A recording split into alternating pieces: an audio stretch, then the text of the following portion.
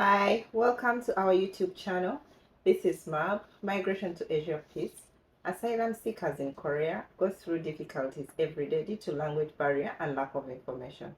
MAB's Peace Board project aims to support asylum seekers to overcome such difficulties and get on with everyday life in safety, covering 10 crucial topics to know, such as application for refugee status, immigration office, health, education and labor. This series has subtitles in English, Arabic, French, and Russian. Disclaimer: the content is not legal advice. If you have any questions, please contact MAP. In the episode 3, we looked at the responsibilities of each division in immigration office and the locations of competent immigration offices by each region. Now it is time to learn how to use immigration office in more details. Let's suppose we want to visit an immigration office for purposes other than application for refugee status and determination, such as extension of period of stay, employment-based permission, aka permission for engaging in activities not covered by the status of the sojourner, report of change in contact information and place of stay, and report of renewed passport information. What kind of additional information would you need for such visits? MAP has put up together answers to the questions in this episode. Every information is essential regardless to the order of explanation, so please tune in and pay attention till the last second of this video. If we have to have various matters handled by the Visa Resident Division of the competent immigration office, we should reserve our time slot on the internet and later visit on that time. That was for the recap. Now let's see how to make such an online reservation. Online reservation is available on the website of Hikorea. Hikorea is a website of the e-government in the service of foreigners. You can either search Hikorea on the internet or visit http://www.hikorea.go.kr. On the right upper side of the page, you can select your preferred language among Korean, English, and Chinese. You can make a reservation on the first tab of the left upper side, petition application. To reserve the date when you want to visit, click Reserve Visit button. Then click the checkbox at the bottom which says I have read and understood the information above, and click the blue on the right Visit Reservation Application Non-Member. Fill in the fields of registration number, date of issuance, confirmation input, and then click the Confirm button. You can always proceed with the identification verification process with your passport number or visa issuance number instead. When using your passport number, fill in the fields of passport number, nationality, date of birth, and confirm input. When using your visit issuance number, fill in the fields of visa issuance number, name, date of birth, and confirm input. After completing the identification process, all you need to do is fill in the application form. Please note that if you are staying in the grace period of departure without the status of the sojourner, you must visit the competent immigration office in person. Without the option to make an online reservation, you may thus have to wait for longer than expected. Instead of using reserve visit, you may also file a petition via an immigration service agent. However, to view the list of such immigration service agents, you have to set Korean as the language of the notice page in Hikorea. In addition, all the related fields are only in Korean. In addition to reserve visit, you can use the second tab of the upper left of the website of Hikorea, namely information lookup for various services like office directorate, check registration card validity, check eligibility for employment of foreign nationals, search immigration agents, search medical institution designated by the Immigration of Justice and expiry date check. When searching for competent regional office, click the Office Directorate tab and Category area to select the nearest area to your place of stay and click Search button. When checking the validity of your residence card and / overseas Korean residence card, click Check Registration Card Validity and follow the verification guide to fill in every necessary information.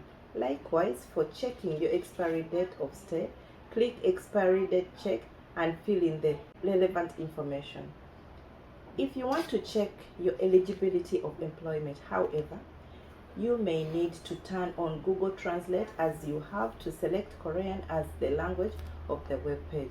Then enter your registration number in the registration number field, the date of issuance of your residence card in the date of issuance field, and the code from the image on the left in the confirmation input field. The final step is to click Search. Similarly, you have to select Korean as the language of the website if you want to search for immigration service agents. For medical institutions designated by the Ministry of Justice, MOJ, the attached file to search immigration service agents lists 201 immigration service agents in total, while the attached file to search MOJ designated medical institution puts together 885 medical institutions by region. Please note that every file is written in Korean and was updated as of August 2023. Besides, in the favorite service of the main page, you can find application form. Here you can see various document forms, including the application form, report form, the application form for recognition of refugee status, reapplication, and the application form for appeal of the rejection of recognition of refugee status. However, application forms for reading, reproduction, request, use of living facility, living expenses, and other assistance, medical assistances, etc. are only available in the Korean version of the website. Now, in this slide, you can learn about Immigration Contact Center at 1345. The 1345 Immigration Contact Center is a multi-language channel for providing various services that foreigners in Korea need to settle in, such as consulting on petition, useful information for your daily life, and administrative information. In the 1345 Immigration Contact Center handles general administrative information on immigration.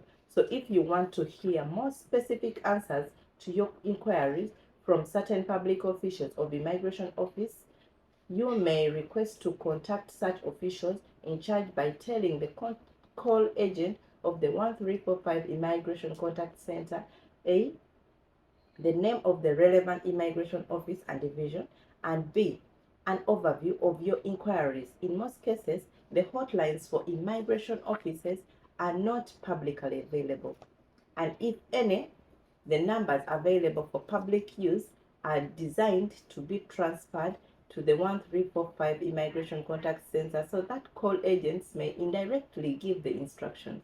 For specific inquiries, public officials in charge of immigration matters provide relevant answers to the employees of the 1345 Immigration Contact Center so that they can convey the answer to the inquirer in most cases, with only a few expectations where the officials directly answer the calls from the inquirer.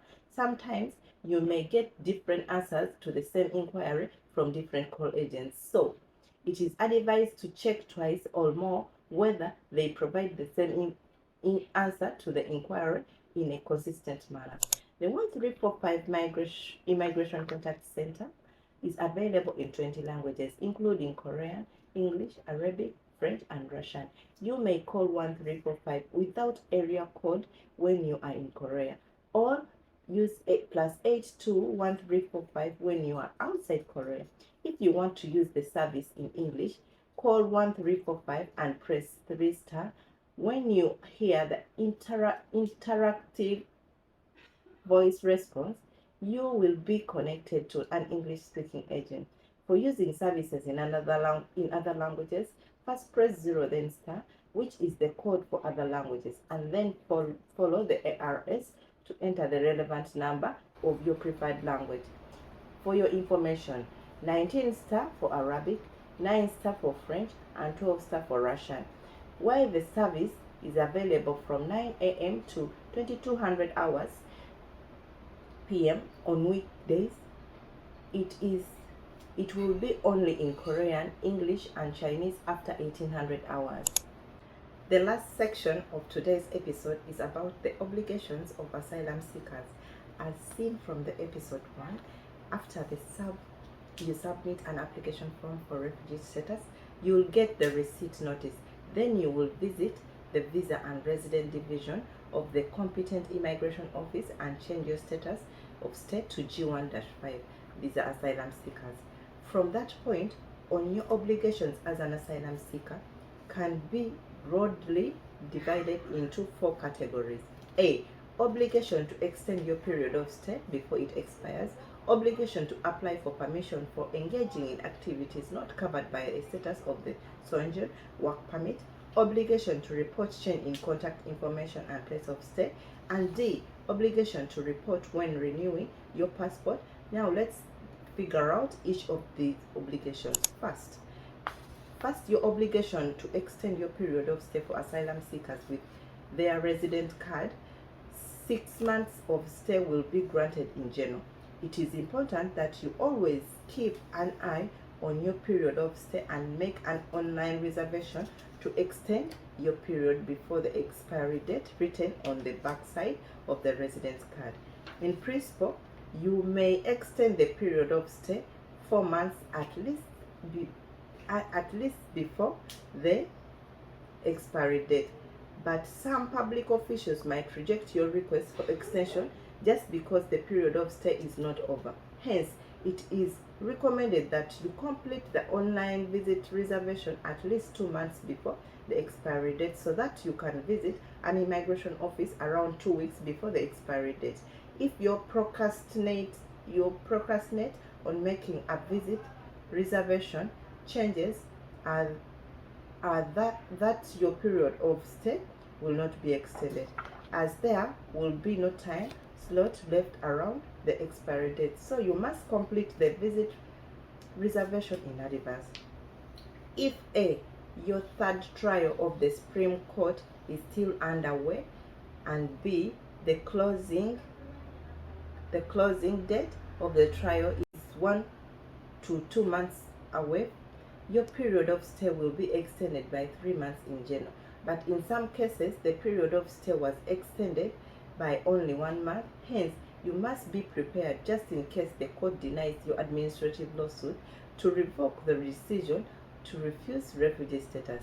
Not every asylum seeker is issued their residence card G-15 status, and residence card are not granted, but a grace period for departure will be given for the following cases. A. Those who reapply for refugee status. B. Those who have lived in Korea on a different type of status but now have to apply for refugee status because they cannot go back to their country due to inevitable causes. And C. Those who apply for refugee status of few days and their period of stay expired. In most such cases, public officials will affix a seal on your notice of rejection, departure order, or passport. Imprinted on the seal is the grace period of departure. In general, the grace period for departure may be extended by 3 months as mentioned before. In such cases, you are not allowed to make an online reservation. To extend your period of stay, you must visit in person the immigration office with jurisdiction over your place of stay before the expiry date. When visiting the Visa Resident Division of any immigration office to extend your period of stay, you need to prepare the following 4 documents. A. An integrated application form from form number 34 attached to the Enforcement Rules of the Immigration Office Act. B. Your passport or residence card. C. A receipt notice of refugee status application, and D, a document providing the place of residence. The integrated application form is available at immigration offices. All you may download it from the website of Hikorea. Only passport holders are required to submit their passports, as it would be too difficult for asylum seekers to visit their home country embassy to Korea. In some cases, public officials in charge may require a letter of reason, so please ask for help from human rights organizations in such cases. If an asylum seeker whose appeal is denied wishes to extend their period of stay while preparing for an administrative lawsuit to revoke the decision to refuse refugee status, they must submit a written complaint to the court, obtain a certificate of complaint used by the court, and submit the certificate to the immigration office. If an asylum seeker wishes to visit their period of stay while the administrative lawsuit is underway, they need a certificate of pending complaint. The certificate can be issued by filling in the relevant form placed in the court and paying the fees of Korean won 500 shillings. Should you express any unjust human rights infringements during this process, please ask for help from human rights organizations or attorneys. To extend your period of stay, you need to pay a fee of 60,000 Korean won, which may be exempted in the following cases. First, people with diseases or disabilities that make it difficult to find employment and their spouses. Second, a pregnant woman or a person raising a child under the age of 9 and their spouse. Third, those under the age of 18 or over the age of 65. For those who are receiving living expenses according to Article 40 of Refugee Act. Fifth, residents in Immigration and Foreigner Support Center. To be eligible for the fee exemption, you must submit necessary documents for each case, e.g. a medical certificate for the first case. If you apply for extension of the period of stay, after the period expires, you may be fined or detained. So take extra care in managing your period of stay and schedule. Fines at unregistered period of stay will be imposed as follows: 2 million Korean won for a period less than 1 month, 3 million Korean won for a period of 1 month or more but less than 3 months, 4 million Korean won a period of 3 months or more but less than 6 months, and 7 million won for a period of 6 months or more but less than 1 year, 10 million won for a period of 1 year or more but less than 2 years, 15 million Korean won for a period of 2 years or more but less than 3 years, 20 million Korean won for a period of 3 years or more but less than 5 years, and 25 million Korean won for a period of 5 years or more but less than 7 years, 30 million Korean won for a period of 7 years or more. Next, let us explain the application for permission for engaging in activities not covered by the Statute of Singular. Work permit. If an asylum seeker wishes to work in Korea after 6 months have passed from the date of application for refugee status, they must apply for a work permit in advance. To apply for a work permit, asylum seekers have to submit their following 4 documents. A. An integrated application form A number 34 attached to the enforcement rules of the Immigration Act, their passport or residency card. C. Their employment contract, and D. Documents related to the workplace, such as certificates of business registration, just like the period of stay. Only passport holders are required to submit their passports.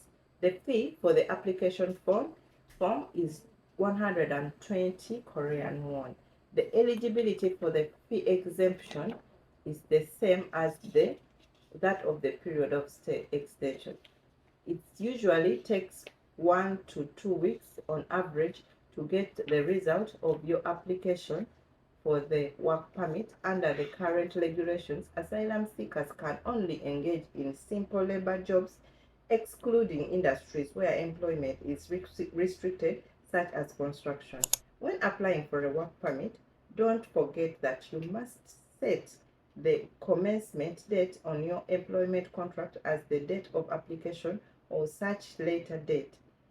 If the commencement date is prior to the date of application, you'll face a fine as much as you are deemed to have been employed without permission. Last but not least,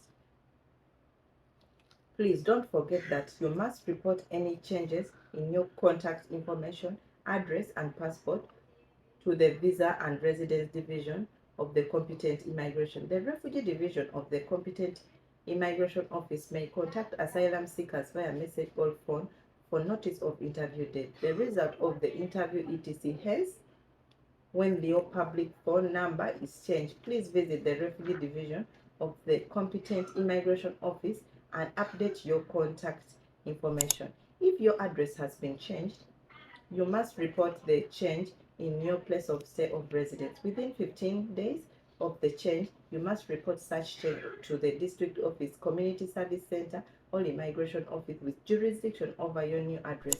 If you are past the time window, you may report the change only to the competent immigration office, and you have to make an online visit reservation. The required documents are your passport or residence card, and B, a document proving the place of residence. If you live in a house contracted in your name, a document providing the place of residence can be A, the real estate lease contract, B, postal mail with your name and address written on it, or C, utility bills. On the other hand, if you live in a accommodation provided by someone else, you will need a confirmation of accommodation and a copy of accommodation. Providers of IDs in such cases, if the address of the back of the provider's ID does not match your new address, the lease agreement is required. If you live in a church or a refugee residence facility, you must submit a confirmation of residence. If your information on your passport is changed, you must make an online reservation to visit a Visa and Residence Division of the competent immigration office to report such change. We have episode 3 and 4 made it easier for you to visit the immigration office. Due to time constraints, we could not cover in episode 3 and 4 how to apply for your support service of the Ministry of Justice. We will cover this topic in detail in episode 5. If you have any questions about today's episode, please feel free to contact Mark. Thank you for watching the video.